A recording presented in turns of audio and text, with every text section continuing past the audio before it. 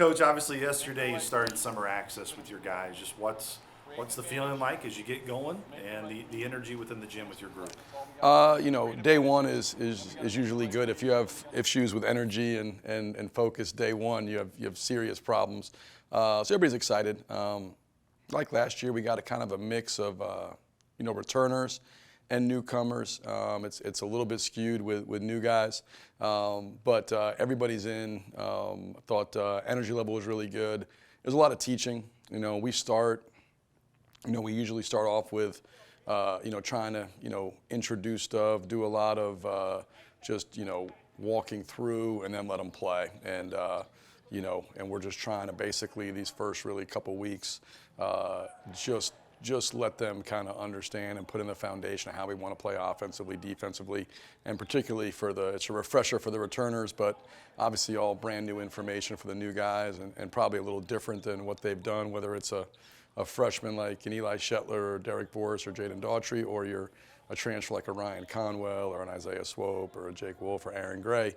Those guys, it's different than whatever they've done. So it's really kind of starting from ground zero with them and then making sure our returners doing a good job of helping coach, because it's not just me, but certainly when they're playing and if we're not in there, making sure that those guys are coaching them and helping them and that we're getting those guys acclimated as quickly as we can. I know some teams started last week. How did you want to structure your summer, and how is your summer structured in terms of the timeline and what the summer will look like? So we were able to start this week, was kind of when we decided to kind of start it. We pushed it back probably a week.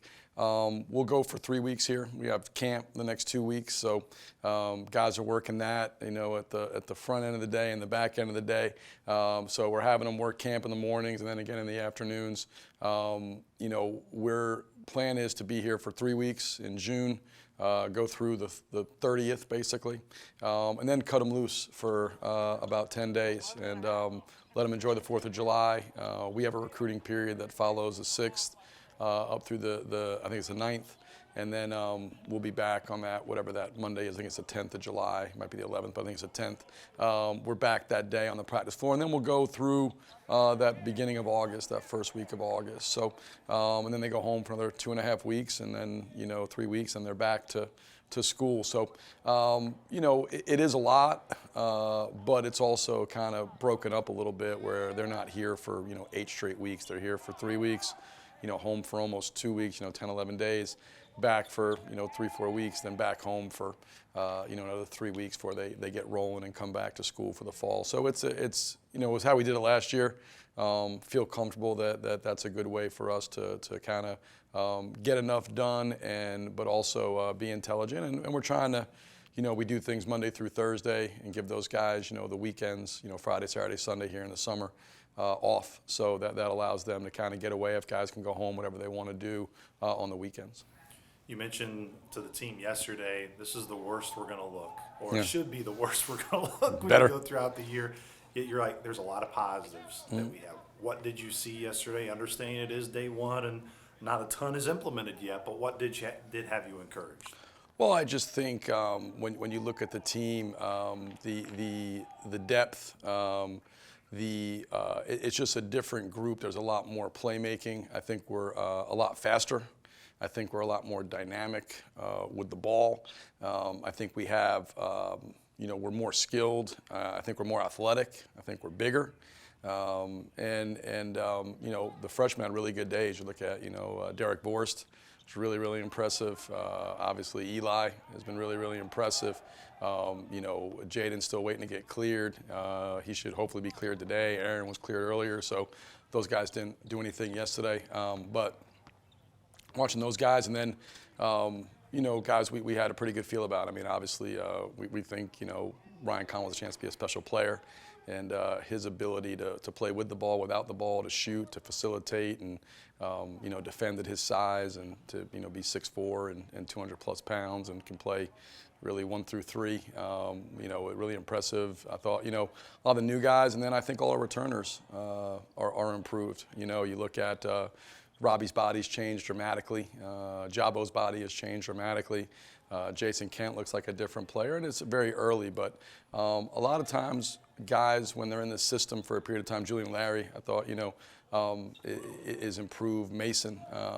So I don't leave anybody out because I really feel like all those guys have made jumps. And that's one thing, you've heard me talk a lot about corporate knowledge and, guys coming in. And it's really, for us, it's that experience, the reps inside the system, the understanding of what we do.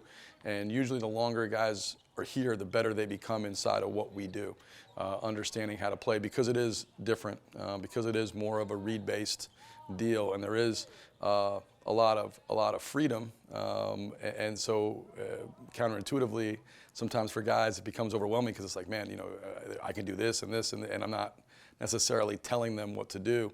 And here early, they have no idea what they're doing, so it's really just playing off what they can do. But that's a part of it is watching them play pickup a little bit and doing some teaching, and then coming back and having those segments of pickup where I can see what they do and what they do naturally, and then you try to kind of craft what you're going to do around. Okay, this naturally does this, naturally does that, and then what are our strengths, and then we'll get into, as the summer goes, kind of more what we would call practices, and those 1 hour kind of team workouts, I guess they're called, and we'll do those. But right now we're kind of chopping it up between really teaching and going no ball, and then letting them play a little bit. You mentioned Aaron. Do you have any sort of timeline on when you guys will find out if you'll have him for this year? We hope to start that process. We had to wait till he was in school to appeal for the waiver. We think we have some circumstances that would give us a shot. But Aaron was somebody, when we took him, it's a scenario where obviously we'd love to have him this year because I think he's a guy that has a chance to be special. I mean, you could just look at even the workouts. His athleticism pops off the page. I mean, he's 6'7", 6'8" as a guard. He can really shoot the ball. He's got great length. Plays really hard. He's right up our alleyway in terms of what we want. But when we took him, we knew we were going to have him for 2 years or 3 years. And so we didn't feel like there was a downside. Obviously, the hope is he's eligible and be able to go. Like I said, we know they're trying to tighten the screws on, the second-time transfer, and rightfully so. They're trying to kind of get a hold of, people just transferring, 4 times in 4 years, and I get that. But I think there's always circumstances that can arise that people have to evaluate, and we think again Aaron's case is is a good one, is a compelling one. We've got Joel, as good as there is in the business, filing the waiver, and so we'll file it, and then we hopefully will know here by the end of the summer kind of where he sits and if he's eligible, and if he is, that's obviously great, and if he's not, we'll redshirt him and have him for 2 more. So again, a player that good, a guy we project as really a guy that's going to be an all-league player at this level. There was no downside in taking him. When you think of all the things that you'll continue to implement, and sometimes the younger guys, it can maybe take them a minute. You mentioned the corporate knowledge, but what did impress you most about just the younger guys and what you saw from them early yesterday? Well, just the compete level, watching how hard, like I said, Jaden wasn't able to practice or work out or do anything, so hopefully, again, be cleared today.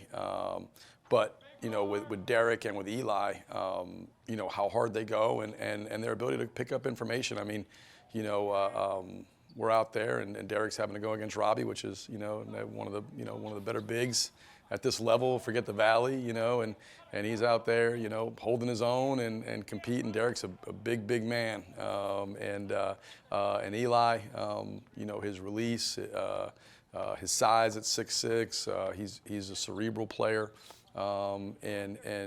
Despite where you would think, man, he's going to be overwhelmed physically, he's scrappy and he's tough and he's competitive and he's smart, and I would put him in as an elite shooter. His ability to not just shoot, he can shoot off movement. He's got great size at 6'6", and he's got a really quick release. And that's usually a good recipe when you can shoot off. He's not just a catch and shoot guy. He can shoot off action, off movement, off the dribble. Size and quick release, high release is a great combination. So those guys are really impressive. It's hard. It's a transition. Obviously, it's one day.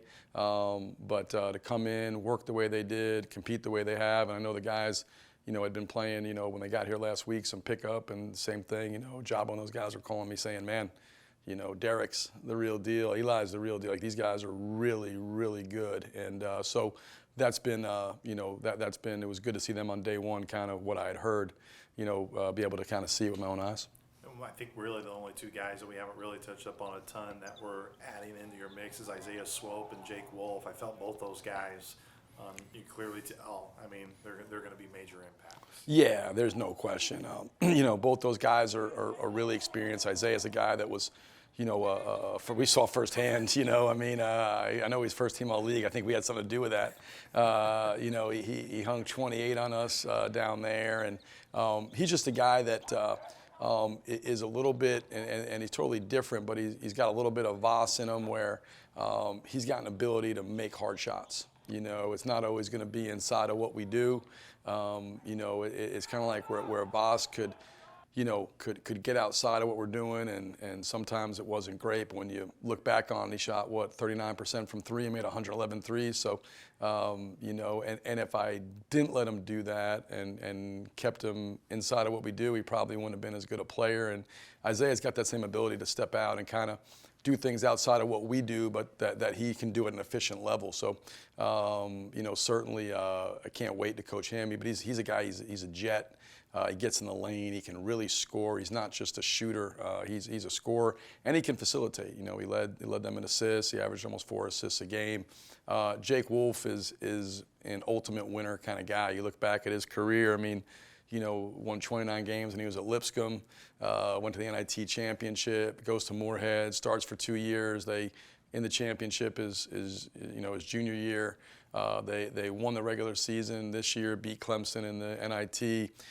He starts, he's got close to 100 starts coming in here, walking in the door. He's a guy that's played a ton of minutes, 6'5", and the thing that with him is he just affects winning. He impacts winning. It's not going to be the same way that Cam Henry does or even Julian Larry, but it's in that same vein of, he may not, everybody focuses on that number on the far right of the box score, right? Everybody is locked into how many points you score. He'll score, but man, he's an elite defender. He can really slide his feet, can pass, understands how to play, cerebral. He's tough, makes guys better.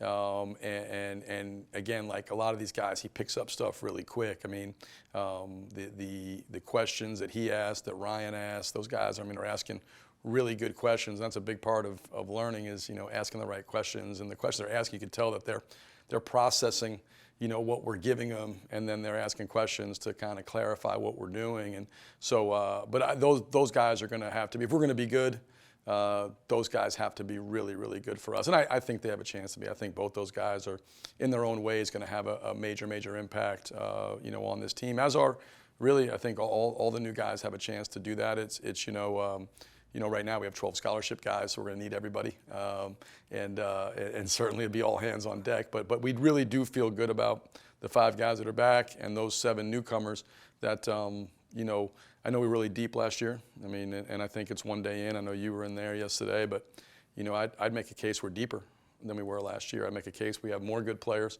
and again, I think we're faster and across the board we're bigger. Again, doesn't mean anything. We got to go out and become a good team, and we got to go out and work, and we got to go out and put the time in, and guys are going to have to, all the same stuff we talk about, going to have to sacrifice and give it up for the team and put the group above themselves and all those type of things that people think are trite but are real.